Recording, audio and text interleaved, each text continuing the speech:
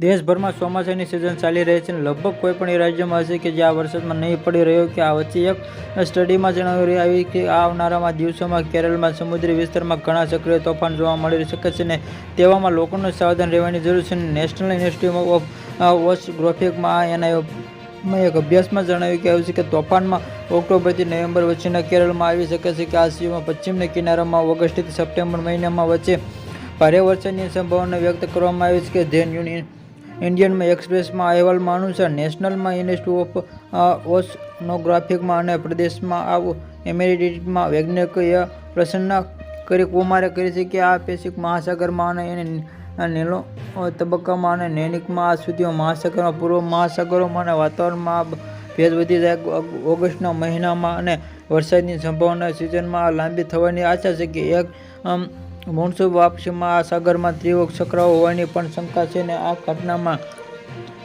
તૈયાર કરવામાં હિન્દ મહાસાગરમાં ગરમ થવાની અને ટ્રોપિકમાં ચક્રાઓ ઊભા થવાની માનવામાં આવી રહ્યું છે. કે રિસર્ચમાં ઓગસ્ટ મહિનામાં ફેબ્રુઆરી થઈ શકે છે. એને જૈવિક નોર્વેમાં સિવાયમાં સારાભાઈ સ્પેસ સેન્ટરમાં એવરેસ્ટમાં પ્રશંસા કુમારે આ કરી છે કે અરબ સાગરમાં ચક્રાઓના કારણે આ લગભગ થોડા ગંભીર તોફાનોની સંખ્યા વધારવામાં આવી છે. કે જેને અરબ સાગરમાં એન્ટાર્કટિકમાં આ પ્રશાંત મહાસાગર અરબ ખાડીમાં અને આ તુલનામાં ગરમ થઈ રહ્યું છે. કે સિઝન બાદ મોટી સંભાવના છે તેમને આ 30 સપ્ટેમ્બર થયા બાદમાં તીવ્ર તોફાન આવી શકે છે.